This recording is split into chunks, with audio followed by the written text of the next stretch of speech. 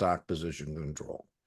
And hedging is about what if you're wrong, not about what if you're right. It's about what if you're wrong, right? You don't buy insurance because you plan on wrecking your car, but you pay the premium just in case. So if I'm long stock, I'm worried about the market going down. And if I'm short stock, I'm worried about the market going up. So the hedge is about what happens if we're wrong. Now, for protection, we always pay the premium, just like your insurance policy, right? If you want protection, I'm building this huge, well, I shouldn't say huge, but for me, huge off-grid kind of infrastructure. And I'm coming from you here today. And right now I'm naked. What I mean by naked is I haven't added any of this to my insurance policy. And yesterday I had two contractors on the property. One had brought his dog and the dog bit the other contractor. And I'm going, okay, I probably should call my insurance agent and say, hey, I got this, complex I built off grid. And it's time to insure the damn thing because, who knows what might happen. Yesterday, Mom's funny. It looked like it was a monsoon and the winds were blowing and I said, it's okay. I said, if all our stuff blows down though, we're going to be have to replace everything. Anyway, so here it's about what if you're wrong. For income, you always sell. You always sell. So those are things. So here's our long stock position. So this is a protective put. Now, what I mean by protective put, where people get hung up, and I'll just show you is that, oh yeah, Dean, I love options. I get options. My break even is 32. I'm bearish. My max loss is the premium. Break even to 0. I go, no, no, no, no, no. If you had a speculative long put, that would be correct. But our first thing we got to recognize is given that we have stock, the stock dominates. And so that's the first thing we kind of got to look at. We can't have the option tail wagging the stock dog. So the first thing when we see that we bought the shares, we got to say, okay, we are bullish. Regardless of what option transaction follows, this is a bullish transaction. And that's why I said where most people get hung up, is this idea of not understanding that you got to let the stock dominate. You can't be looking at that option contract because if you're looking at an option contract first, you're going to tell me this is a bearish strategy. And it's not. What I'm doing here is I'm establishing the choice to sell stock I own. So I'm a big believer in contract specifications. In other words, if you can get to the point where you're looking at that put contract, and I like to do this as part of my process and say, I'm looking at a choice to sell the stock at the strike price. And if I want to have a choice to sell the stock at the strike price, I'm going to have to pay a premium because choices cost money. Choices cost money. So I like to put that underneath my leg there. Not testable, that's called a leg. And so, this is all part of the setup. Now, I believe in spending a lot of time, Christina, on setups because two things. I don't think if you're doing your practice tests that you're going to have a time constraint on the actual test. In other words, you have the time to do it. Anybody who has a time constraint, it's usually because they turned aim and shoot, point and click questions, recognition questions into judgment questions that weren't there. Okay. So you should have a time constraint. And by the way, we should know before we get there if we do. So that's the first reason I believe in having a process or a setup. The second reason I believe in having a process or a setup is because if you get good at your practice, drilling, and rehearsing your process, sometimes you'll be able to do your own diagnostic and catch yourself. When you make a mistake. If you don't have a process, I can't tell you how many times, Christina, like on the YouTube channel, I'll make a mistake and people watching don't know I'm going to catch myself in about 10 seconds and fix it. And oh my God, they light me up with these comments. I'm like, please continue to watch and you'll see that I have corrected that based, on having a processing. Okay, well, that's obviously not correct. Now, the next thing I'm a big believer in, and again, you can do this, it's a buffet, take what you like. You can use pluses or minuses. You can use dollars out, dollars in. I like to use a T. And what I like to do is I like to track the money in and out of the account. And so, again, you can use minus signs, you can use whatever. But that's our next process is to set up the T. We always want to have our break even first because the break even is our pivot. And that's going to be really helpful for us in terms of answering questions. By the way, we haven't even answered a question yet. The questions would be like, what's the break even, max gain, max loss? But we definitely want to do our setup. So we paid $40 for the stock. Break even is always expressed. Break even is always expressed as a per share number. So the other thing I recommend is that we don't put 4 grand in there. Okay. Because, if you got all these zeros floating around, it's going to be a mess. And so I like to do things on a per share basis. That's kind of how we talk. I mean, if I'm talking to, Elon and he says, how's Tesla doing today? I say it's up 2 points. And he said, well, what's that mean to me? And I go, well, figure it out. No, I probably wouldn't say that to him, but you'd multiply how many shares you have by whatever, we're doing, right? So Yeah. here we're going to pay 3 points for the protection. So this is the one time and the one time only Mm-hmm. that it isn't put down. We spend all that time telling people, call up, Put put down. down. Yeah. And then we get to something like this, and we find out that the break even is actually going to be the stock cost, what we paid for the stock, plus what we paid for the protection. This Mm, is the one time and the one time only that it is not going to be put down. Now, if you get good at tracking money, then you don't need to memorize a lot of things.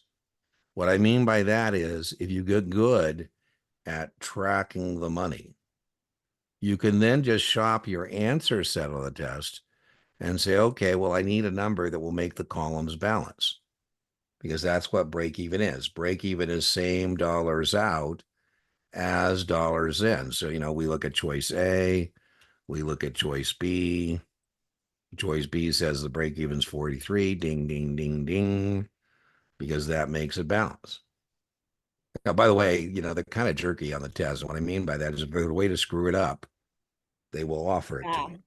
They always So, offer. Yeah. you say, hey, I'm so good on options, Dean. I know it's put down 35 minus 3, 32, right? Because this is not an option position. This is a stock position. Now, the max gain is still unlimited because we don't have to sell if we don't want to. Right. So now I think you're kind of a jerk of a customer if you say, hey, Dean, we didn't need the protection.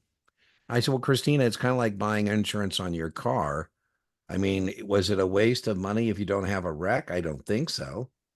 I mean, but yeah, so you don't file a claim. So, you don't file a claim. Filing a claim would be selling the stock at 35. You still have the stock. You don't have to sell the stock if you don't want to. Right. Right. And so you still have unlimited gain because, if the stock's 80 or 90, we're not going to stick it to somebody. We're not going to stick it to somebody at 35. So what's really kind of cool about suitability on buying a put is you still have the ability to participate in a big price increase, but not participate in a big price decline. So I'll show you that to you in a minute. But here, there is no ceiling. I think of options as being about floors and ceilings. And so here we didn't put in a ceiling. We did put in fact, sometimes what I like to do is just when I'm looking at it, say, okay, what we did here is we put in a floor. The floor without that put there, the floor is 0. Right. But construction costs money. So we still have the ability to participate. It looks like I gotta fix that. Not a big price decline, big price increase. So we have the ability to participate in a big price increase. Okay, so we're looking at this. This is called a protective put. We're protecting our stock position. And the reason we do this is because we do not have the ability to participate, but not participate. We don't participate. Do not participate in a big price decline.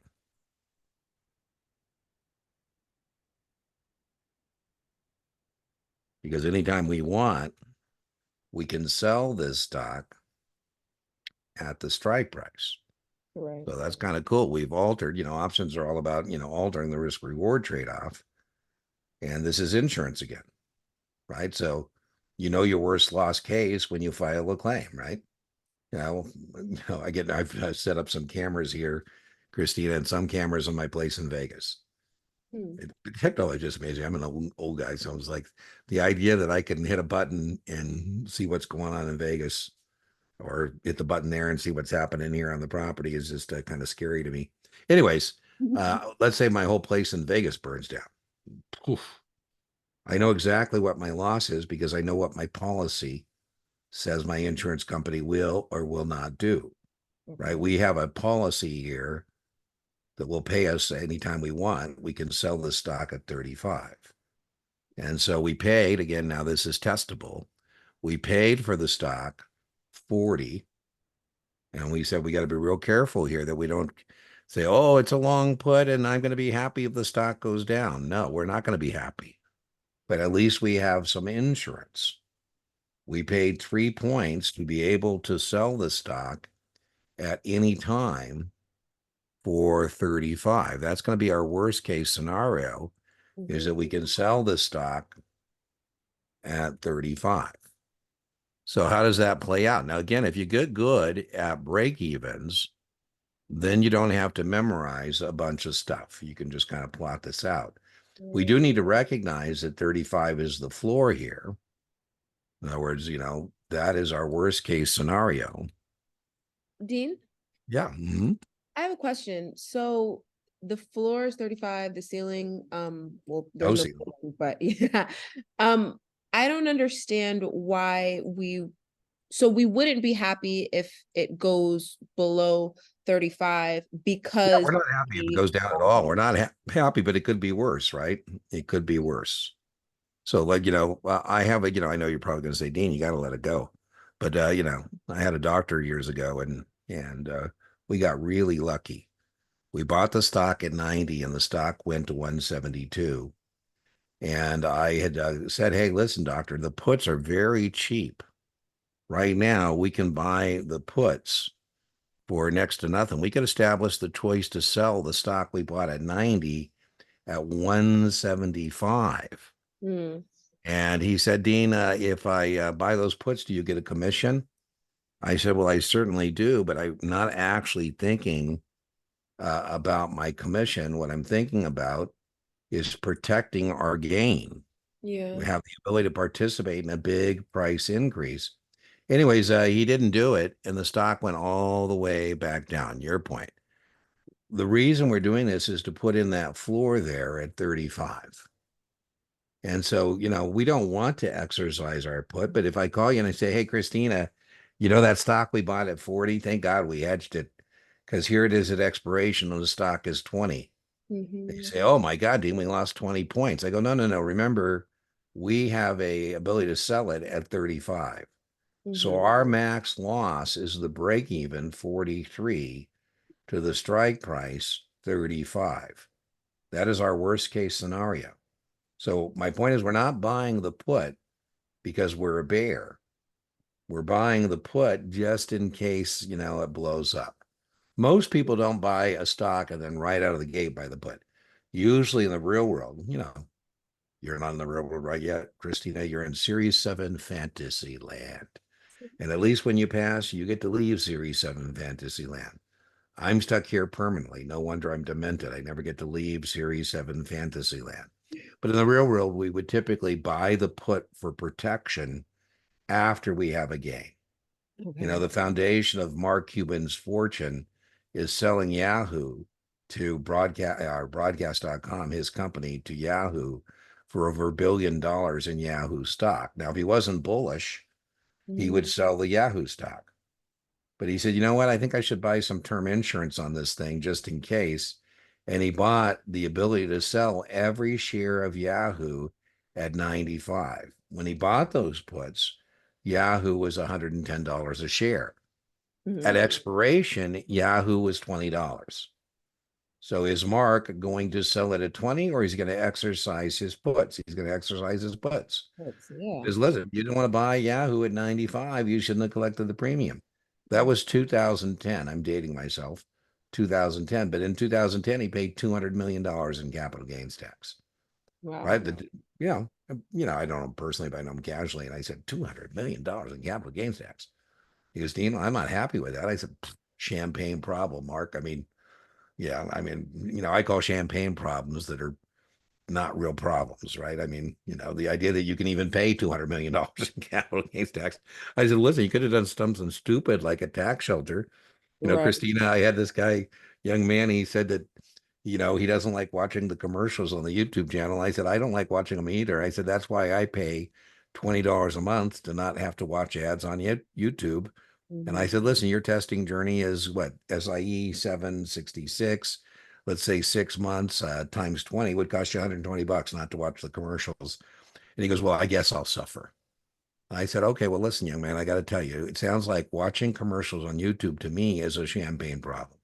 If you really think that's suffering, you're pretty blessed because I don't think there's a lot of people that would find watching commercials on YouTube to be suffering. I mean, there is real suffering in the world, and that isn't one of them, right? So here we're buying it in case we're wrong, And I right? think So, I get it now because so the way I was thinking about it, I was thinking about it like, okay, well, if the stock goes super low, you have the puts, so you could exercise the puts, and then you could still hold on to the stock, and oh yeah, then, you could do that too. So, for example, but Here, that's are still a you little taking a bit game. 66? Yeah, well, that's correct. Remember the option trading, the cost basis. A lot of people get hung up on here, but if you we're marrying MRRY a put to the stock position in this marriage, remember the dominant party to the marriage is the stock. But if right out of the gate you buy the stock and you buy the put, your cost basis, that's simply turning your money into an investment, is 43. Now, if you buy the put later, that could interrupt your holding period because once we buy the put, we're no longer at risk in the stock, right? So a lot of people say to qualify for a long-term capital gain, you got to own the stock for more than 12 months. I say it a little differently. I say, Christina, to qualify for a long-term capital gain, you have to be at risk for more than 12 months. And if you are 6 months in here and then you buy the put, like my doctor client, Mm. think we had held the stock over a year, but if we hadn't, and we did buy that put, it would interrupt the holding period. He'd have to reset being at risk. Now, one other point, your point, when he didn't buy the 175 put, Christina, I called him every day as the stock went back down. Mm. And I said, Doctor, at 170, the 175 put is worth five. At 169, the 175 put is worth six. At 160, the 175 put is worth 15. For every dollar, doctor, you would be losing in the stock. You would be making it up in the intrinsic value of the put. The reason I'm so pissed with you is because very rarely in the world, doctor, can we have perfect negative correlation. That's the fancy word for saying those things go in opposite directions. Your point is the stock goes down, the put goes what? Up. Up in value. It's a perfect hedge. You don't really get in life perfect hedges. I mean, for example, if I bought index puts on his portfolio to hedge him against systematic risk, that wouldn't be a perfect hedge, right? Because his stock portfolio isn't the S&P 500. So that was the other reason I was irritated, just because intellectually I thought, oh, by the way, but hey, 150, you should have done the hedge, by the way, because the stock came back down. So as I mentioned, we can use this hedge right out of the gate, or we can implement the hedge later. Right. So, I could call you like I did him, say, hey, Christina, we should consider hedging it. So now the other thing we might want to do, we've had stock, is I might call you and say, hey, Christina, somebody will pay you $700 to agree to sell at 45 stock you bought at 40. How would you like to agree to sell high stock you bought low? Pretty cool, right? Now, remember, we said, again, I don't want to send out negative vibes where most people get hung up on hedges is they go, oh, yeah, Dean, it's a call contract, call up 52. Max gain is my premium. Max loss is unlimited. And I'm a bear. Eh. You can't let the tail wag the dog. This Okay. is the one time, and the one time it's not going to be call up. As I said, once we identify the shares, that is the dog. That's the dominant position. And buying stock is bullish. So this is a bullish transaction, regardless of what comes next. By the way, we have a 50-50. What I mean by that is there are two types of contracts, calls and puts.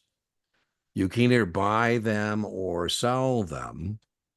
And so we should know that when we're looking for is what's called the offset.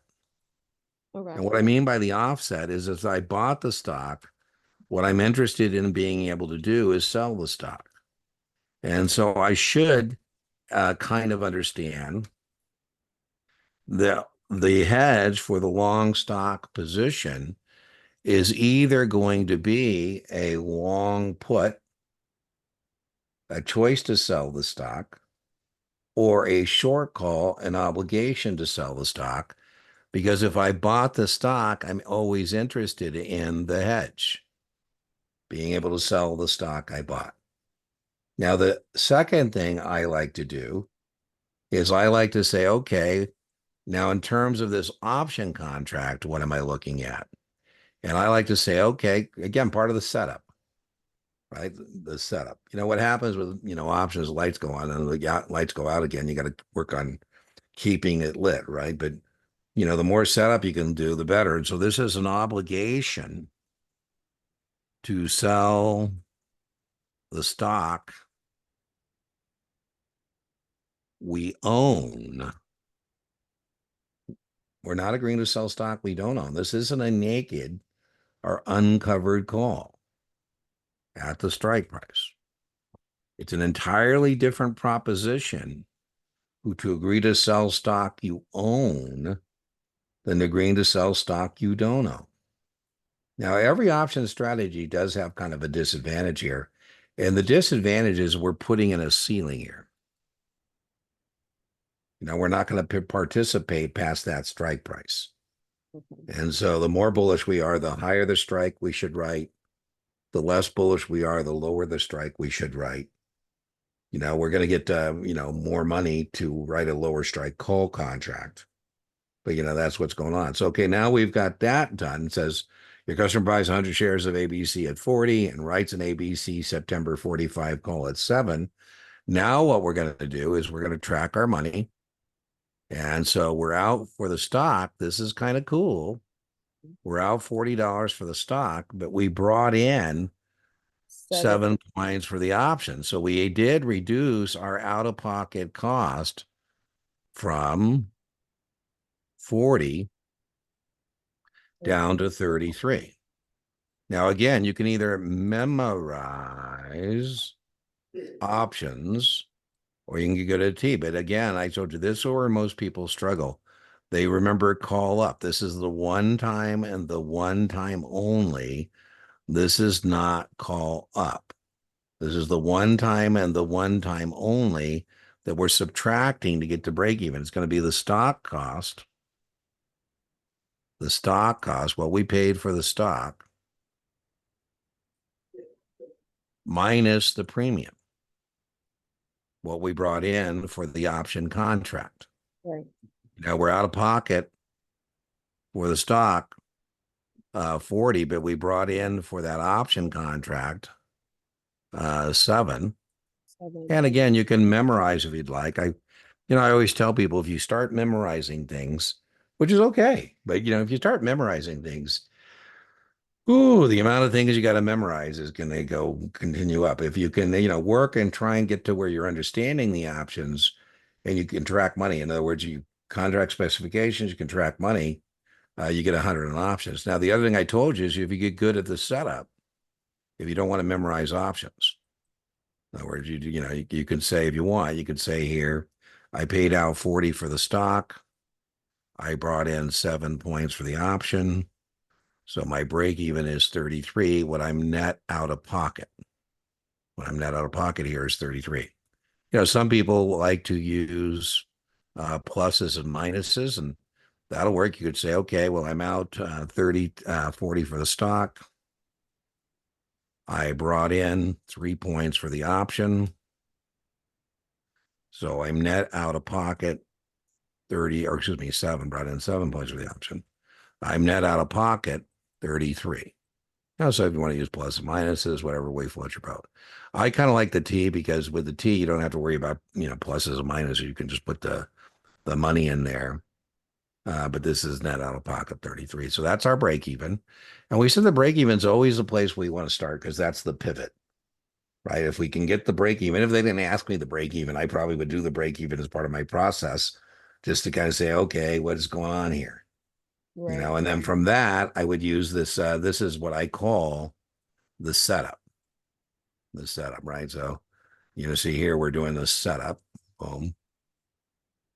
And to be honest with you, on the test, I probably would make 3 separate T's. I'd probably just use the one, and then, whatever they ask me, I would kind of do that, right? So we said there is a disadvantage. We said there is a disadvantage to a call contract. And the disadvantage to the contract is that your gain is capped. You don't participate past the. That's exactly right. So your gain is capped. There's a ceiling you just put in here. And so we're not going to be able to sell this stock for anything more than the strike price. Every strategy has its opposite. It's still a great strategy. It's one of the most used strategies out there. But we're not selling that stock for more than 45. That's our ceiling. Yeah. We originally paid for the stock, and this was cool. We paid 40 and we can sell it at 45. I mean, so remember here, we're agreeing to sell high, stock we bought low. And this is, as I said, a great strategy because we have 3 sources of profit. We Right. have 3 sources of profit. I said one source of profit is the $700 we get, Christina, for agreeing to sell high, stock we bought low.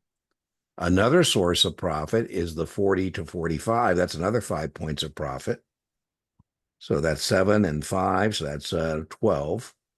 And we get any dividends paid along the way. That's And so 3 sources of profit here. Now, the max gain, as we said, is testable. And remember, the max gain is we don't participate past the strike. That's as good as this is going to get. It's not going to get any better than 52. That is the most I'm bringing into my account. Now, the other way you could think about this, and again, some people like to memorize break evens. That's fine. But you could say, okay, well, I'm net out of pocket 33, and I have to sell the stock at 45. And so the difference between those, break even to strike, is 12 points. So my max gain is the break even to the strike price. You do not participate past that strike price. That's another way to think about that max gain. Break even to strike. XP just means strike price, right? But you do have to tell me on the test that the maximum gain here is 12 points or $1,200. And then I is it the same with is it the same as what we do with basic options where the break even is 7 points, the max gain is 12 points. So we find the difference. Yeah, I like it. Anytime you're out of pocket, it's your loss, and then whatever your gain is what you can bring back in, right? So vice versa, right? If you can track the money. Now we don't do this because of the max loss, and what I mean by that is, you know, you have not moved the floor. The floor here is still zero. So if the stock goes to zero, you're going to be unhappy because, I call you and I say, hey, the stock went to zero. I say, but you didn't lose 40 points because remember, you get to keep the seven. And so instead of falling down 40 flights of stairs, you only fell down 33 flights of stairs. That's still painful. So you don't really do the covered call for the price decline protection. You do get price decline protection. What happened there? You do get price decline. Going the wrong way there. But that's not why you do it. Right? You do it to test question. The reason you write covered calls, test question, is to generate additional income. So they'll say on the test, your client is interested in generating additional income. And I say, you know what we ought to do, Christine, is we ought to consider writing calls on the stocks in your portfolio to generate additional income. So that's why we do covered calls. We do it to bring in some income on the stock, supplement your dividend income, or whatever the case is. So those are the two hedges for a long stock position. Let's look at a test question here. Let's look at a test question. I say on the test, what gives you the most protection? And by the way, when you hear protection as a test taker, you should say, okay, well, protection means I'm buying an option. Right. Right? So you should be able to get that to a 50-50. Most protection on a long stock position. Well, the most protection would be establishing the choice to sell the stock. So the answer here is a long put, right?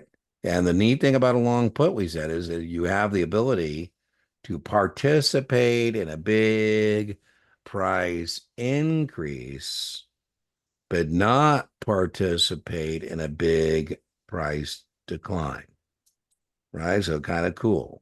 All right, let's try another test question. Your customer is interested in generating income. Now, when we hear generating income, we should know that's got to be selling the option contract, right? Because of money in versus money out. So protection is going to be money out, income is going to be money in. So if they want to generate additional income, they would do a covered call, right? All right. So now the other stock position we have that we might be interested in hedging is a short stock position. I always say, don't be a dumb bear. Don't be a dumb bear. And again, as I've said, the uh, thing most people struggle with is not knowing the different players.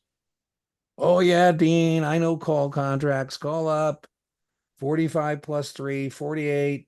I'm a bull, unlimited gain potential, and I can lose my premium. I said, well, Christina, if you were doing a speculative long call, that would be correct. But this is not a speculative long call. This is a call contract that we're using to protect a short stock position. Right. So, as I said, the first thing that we got to realize is that this is not an option position. What dominates is a stock position. As we've said, it doesn't matter about the option. The stock dominates. You can't let the option tail wag the stock dog. And so if you're short, as we said, this is our start. If we're short 100 shares, that is going to be bearish. The stock dominates. Right. The Can stock I ask you dominates. a dumb question? There's no such thing. Yeah, what? I I I understand I understand shares completely, but with short shares, I guess I was confused because with short calls and puts that generates income, there's a premium. But Yeah, when so here I'm going to call my broker and say I would like to borrow 100 shares of ABC. I would like to borrow 100 shares of ABC. Very testable. Whether I want to borrow money or borrow stock from my broker, I need to have a margin account. All short sales must be conducted in a margin account. Now, your point, when I sell short a call or sell short a put, I'm bringing in money. And here, same thing. When I'm selling short the stock, I'm bringing in money. So Okay. I'm going to collect $4,000 from selling stock I don't own. And again, it's a common thing people struggle with because, Christina, in other businesses, when you sell things you don't own, it's called fraud, but Mhm. not in our business, right? I can sell things I don't own. And what I'm hoping to do here is I'm hoping to sell high and buy back low. Okay. And so then, so in that case, let's say you sold ABC, you shorted ABC at $40. So then you got the money from the $40, and then That's right. it goes to like zero, or even if ABC goes to like two, Anything lower, I'm going to be a then happy camper, right? Because I then brought you're in buying it 40. back. Okay. And then you just Yeah. give them a little bit of Yeah. what. I want to Okay. sell high. I want to sell high and I want to buy back low. I want Okay. to sell high. Then remember your point. The hedge is not about what if I'm right and that stock goes down. Obviously, I'd like it to go to zero. Right. The hedge is what if I'm wrong. You probably heard that thing. Don't sell that person short. They might bite you in the butt. They might surprise you, right? You know, Mhm. I'm a big NBA fan, and you know, uh, I'm not a religious guy. My dad is a missionary, but I'm not. Anyways, the San Antonio Spurs back in the day had a point guard named Avery Johnson. He's like, Okay. 5'10", and the guy on the other team said, "There's no way they're ever going to win a world championship with a 5'10" point guard like Avery Johnson." I said, "Oh, selling Avery short. Yeah, he might surprise you. You might be surprised what he might be able to do, right?" And Don't sell him short. That's a phrase. yeah, that's right, right? Because they might surprise you. What that means is that, Okay. you might be wrong about that person. Okay. The way I say it is don't be a dumb bear, right? If you're going to sell short, so that's the hedge. So yeah, when we say don't sell that person short, that means, you think they're going down in value, but they might surprise you. That's so cool. Yeah. So, I mean, there's a lot of stock market phrases that find their way into the, vocabulary, common usage, right? All right. So without the hedge, your point. The problem here is if we're wrong, the stock goes up and there's no ceiling. Options are all about floors and ceilings. Mhm. So I say, hey, Christina, you might want to mitigate the risk of being short the stock. You might want to buy some insurance. Insurance costs money. You might want to establish the choice to buy back the borrowed stock at the strike price. So we're not buying a call here. We're not buying a call here to profit from the stock going up. No, we're buying the call as a hedge to protect this short stock position. Yeah, as Now, insurance. options are, this is a really smart move. We're putting in a ceiling at 45. Okay. I say, at what point are we willing to admit this is a bad idea? Right. I mean, because, we're hoping the stock goes down, but Right. if we're wrong. So protection always costs money. So when we hear the word hedge or protection, we should know that what's coming next is we're going to spend some money, right? Because insurance costs money. Insurance costs money.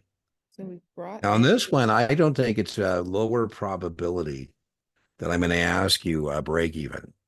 The main thing I'm going to ask you here is to recognize that this is an effective hedge. The thing that we've done here, and this is where we get over here, is we have changed, if we do this, we have changed the short stock position from unlimited risk. Limited risk. Yeah, boy, that's a neat arrow to have in our quiver, right? We've changed the short stock position from unlimited risk to limited risk. And that is really a great thing to be able to do. Whoop, that should be an exclamation point. right? We definitely want to be able to do that because, again, what we're doing here is we're putting in the ceiling. And again, this is mainly not can you do the numbers? I'm showing you the numbers. It is mainly understanding this idea that what we've done here is change the short stock position from unlimited risk to limited risk because we put in that ceiling, Ceiling. Okay. right? So, but our break even here is 37. Mm-hmm. Right? We brought in 40, we paid out 3, we're net out of pocket 30, or brought in 37. The max gain is still 0. Now, again, I think you're kind of a jerk of a customer. If we sell short the stock at 40 and it goes to 0, and you say, Dean, we wasted our money for that call contract. And I go, yeah, I mean, you're right. If the stock goes to 0, we're happy. But remember, we didn't buy the call contract because we thought we were going to be right. We bought the call contract just in case we were wrong. So, Christina, I still think it's a good risk reward trade off to make 37 instead of 40, but not be taking all the risk. And that's why we did this.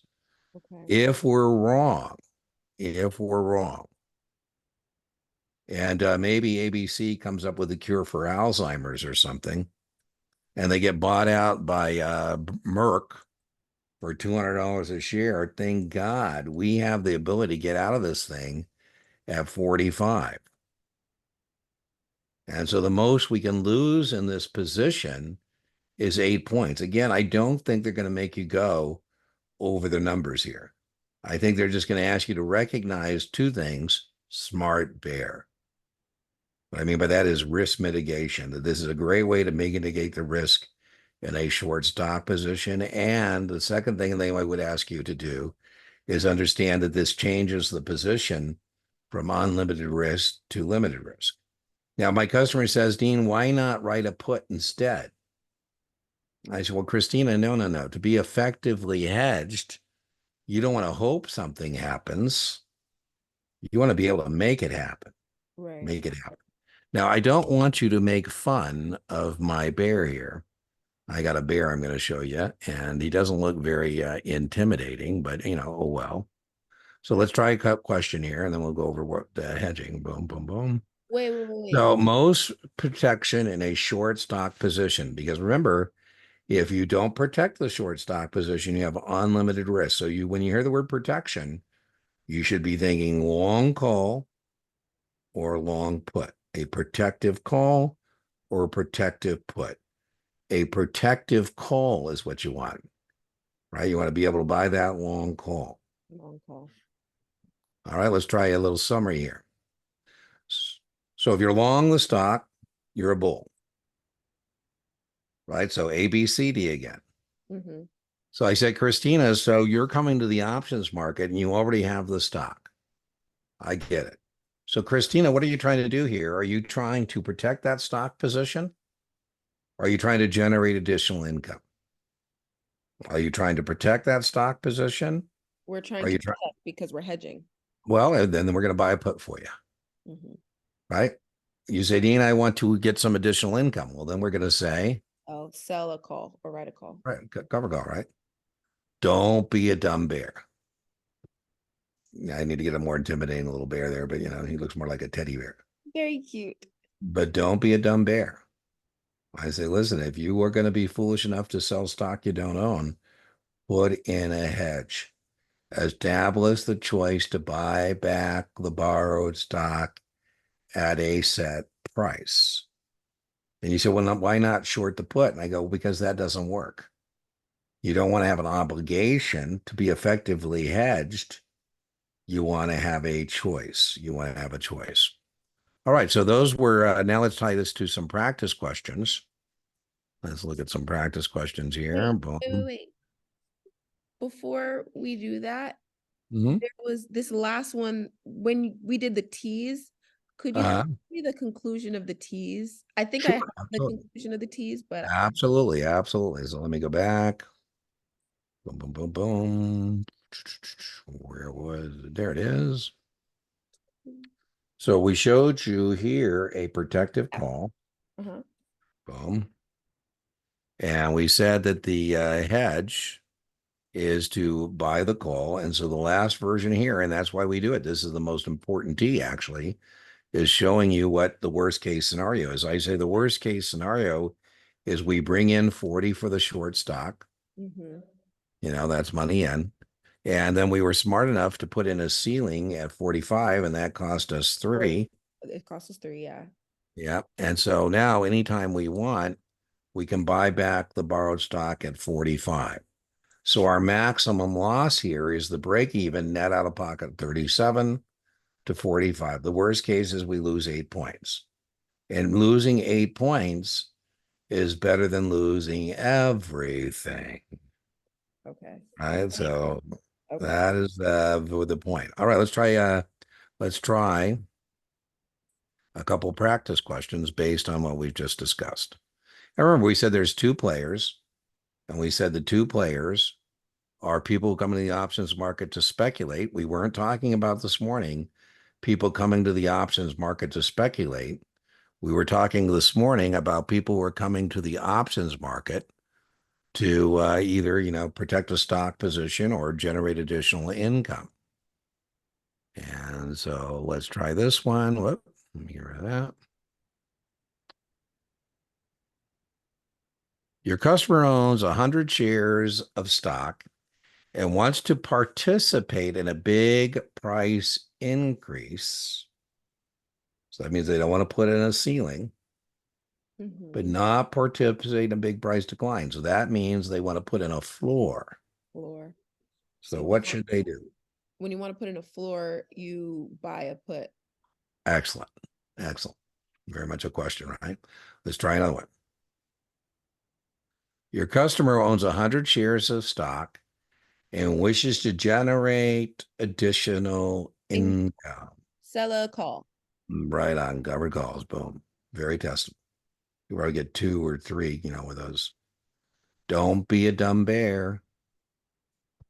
So here we have three dumb bears and one smart bear. So So who is the smart bear? Because all of these falling positions expose a customer to unlimited risk except. So unlimited risk yeah, so one of these bears put in a hedge. hedge. So we want the one who put in the hedge. Um, I'm moving quickly here. I think it's A, but let me just look at It them. is a, right? Because now you have a choice to buy back the borrowed stock, right? You don't want to have an obligation.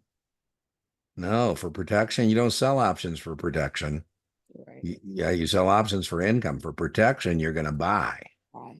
right? So A is the smart bear. B is a dumb bear, right? Because they're selling short without a hedge. Right. C is a dumb bear because they didn't put in a hedge. Maybe they thought they did, but they didn't. You don't need an obligation. And choice D is naked calls, right? Naked calls. An investor is short the stock at 70, and now the stock is 40, looking good. Your point, we sold high, we sold it at 70. If right now we chose to, we could buy the stock in the open market, give it back to the person we borrowed it from, and we would have made 30 points because we are right. We sold high and the stock is going down. We're short. Right. To hedge, a hedge is a fence. It keeps good things in and bad things out. I told you, Christine, I haven't put a fence around the property yet. I have cows that are traipsing through here all the time, and Oh wow. people are telling me that I got to be careful because these cows might go to my solar array and they like to scratch, their backs, and and they might take out my solar array. So who knows? Maybe at some point I'm going to have to add a fence to the property. I kind of like the cows personally, but they cause flies, and my brother gets mad at me because I don't shoo them off the property. I say, hey, move. It's probably because I'm a city slicker. Like, hey, look at the cow. Love it. But anyways, there's no fence, right? The hedge is a fence. If they put a hedge on the property, that's to keep good things in, bad things out. So right now we're looking pretty good. So what do we do to hedge? We should know we're going to buy an option to hedge. Yeah. So wait, let me sometimes it Mhm. a little bit slow. Okay. An No, investor. listen, slow doesn't matter. Doesn't matter how long it takes. I joke, Christine, it's okay to tell a customer, hey, you rather than just answering quickly, I'd like to do a little homework and get back to you. I'm a little slower than most folks. But the good news is I usually come up with the right answer. So we don't care how long it takes you, just as long as you come up with the right answer. To hedge against a price raise, that would be buying a Opposite. Excellent, right? It's the opposite market direction that we're always worried about. Right. All right. So We didn't talk about other things today. We talked about hedges today. But let's try a couple more before we call it a day. The individual responsible for the overall supervision of a firm's options activity on behalf of its customers is. Well, I know it's the wait, the individual responsible for the overall supervision of a firm's options. It's not C. Oh my It God. is. It's That's a registered D. option. That's a series four, Okay. right? So series four. Now this is going to be very testable, Christina, because I say, Christina, before we're going to let you do options, I have to give you the OCC disclosure document. And it tells you all the bad things that can happen. And I'm going to go get my ROP to approve your option account. Then I need back from you, Christina, the option agreement saying that you read that booklet and you understood it. Mm-hmm. Right. So that's very testable, that process. Okay. Right. So we're going long or we're going short. Here we're trying to reduce or offset or eliminate an option position. So that means we're going to do a closing transaction. And if we've gone short, how do we close it? Right. So whether we're short, your point earlier, where we're short a call, we're short a put, we're short the stock. How do we go home in those situations? We go home by purchasing something and then giving it. Well, we sold it. We So sold it. sold. Okay. Yeah. I don't, yeah. That's Some it. That's a tough hard to one. articulate some of this stuff, No, but that's true. But those are our types of order tickets, right? yeah. So I Friday Wednesday night, Christine, I went to the play the casino to gamble. So the way I establish my position in the casinos, I go to the cage, I do an opening purchase. I buy the chips, right? So about $1,000 in chips. From the casino's perspective, that's an opening sale, right? Dina's long and they're short, Mm-hmm. right? When I'm done playing, I go to the casino, go back to the cage, I do my closing sale. You do your closing sale, but for them, it's For a them, that's a closing purchase, right? So they say, Mr. Tinney, thanks for joining us this evening. Right. By the way, they're hoping that when I do my closing sale, I have less chips than I bought, right? Right. So if I did my opening purchase, I told you I did an opening purchase of 1,000. Played a little roulette, got lucky, and I went to the cage and I did my closing sale for two. So Dean made 1,000 and the casino lost 1,000. But listen, they still were very nice because they know that over the longer term they've made money on me. That Dean doesn't. Now sometimes I don't cash in the chips, Christina, and I give the chips to my mom to take her friends to brunch or whatever. And Aw. sometimes when I come home and I'm a loser, she goes, "You lost." I go, "Mom, it's gambling. You shouldn't have the expectation that every time your son comes home, he's a winner. Yeah. Sometimes I come home a loser, right? Which means, in your case, no brunch for your friends, right? So, all right. Well, that was a good session.